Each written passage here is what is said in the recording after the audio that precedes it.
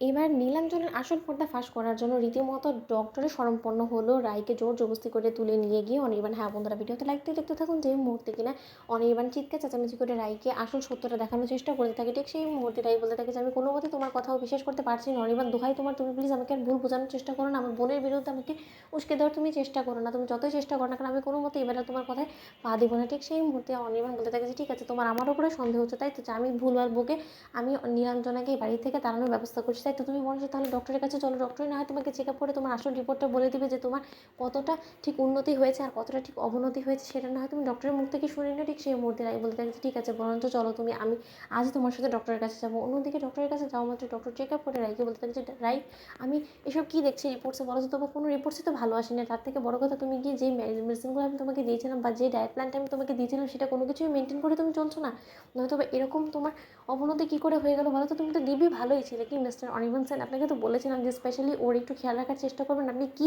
ওর care করলেন তো কিছুই বুঝতে পারছেন না। ওর বেবির ওয়েট একদমই ডাউন হয়ে গিয়েছে, আর তার থেকে বড় কথা বেবির রেসপন্সও রীতিমতো কমে আসে। এই কন্ডিশনে তো কোনো মতে তুমি বাচ্চা জন্ম দিতে পারবে না রাই। তুমি কি ভেবেছো এটা কি বলো তো, যে তুমি এরকম অসুস্থতা নিয়ে তুমি সব কিছু পার করে যেতে পারলে, তুমি এই যাত্রাও তুমি পার পেয়ে যাবে, তুমি তোমার সন্তানটাকে জন্ম দিতে পারবে। ঠিক সেই মুহূর্তে রাই বলতে থাকে যে কেন ডক্টর, আমার বেবির ওয়েট কেন গেইন হচ্ছে না বলুন তো, ঠিক কী গাফিলতি হয়েছে। ঠিক সেই মুহূর্তে ডক্টরকে অনির্বাণ বলতে থাকে যে ডক্টর, রীতিমতো কয়েকদিন ধরে রায় সম্পূর্ণরূপে নিজের ডায়েট প্ল্যান থেকে শুরু করে সব কিছুর প্রতি অবহেলা করা শুরু করে দিয়েছে, আর সেই সব কিছুর পেছনে যদি কেউ দায়ী থেকে থাকে সেটা হলো একমাত্র ওর বোন। ওর বোন ইচ্ছাকৃতভাবে আপনার প্রেসক্রাইব করা সকল মেডিসিনকে বদল করে দিয়ে সে রীতিমতো নিজে মন মর্জি অনুযায়ী রায়কে মেডিসিন খাওয়ানোর চেষ্টা করছে, এবং রীতিমতো ধরে নিতে পারেন যে সে কোনো রকম কোনো মেডিসিন দিচ্ছেই না।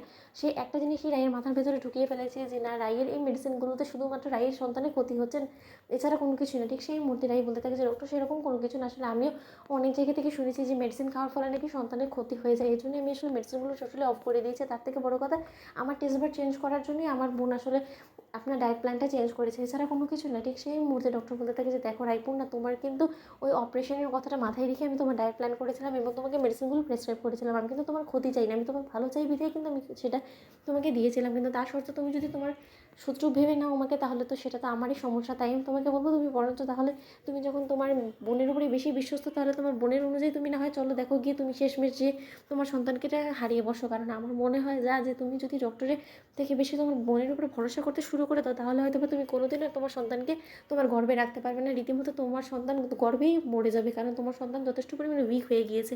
আর এরকম যদি খুব একটা বেশি দিন চলতে থাকে তাহলে রীতিমতো তুমি তোমার সন্তানকে হারিয়েও ফেলতে পারো। তাই আমি তোমাকে আগেভাগে তোমাকে অ্যালার্ট করে দিলাম, বাকিটা তোমার উপরে নির্ভর করছে। আর অনির্বাণ স্যার, আমি আপনাকে বলছি যে আপনি এই বিষয়ে রাইকে আর ফোর্স করবেন না, ওকে ওর হালে ছেড়ে দিন, ওর যাকে বিশ্বাস করার ও বরঞ্চ তার উপরে বিশ্বাস করতে। বন্ধুরা লাইক কমেন্ট শেয়ার করে সাবস্ক্রাইব করতে বলো না।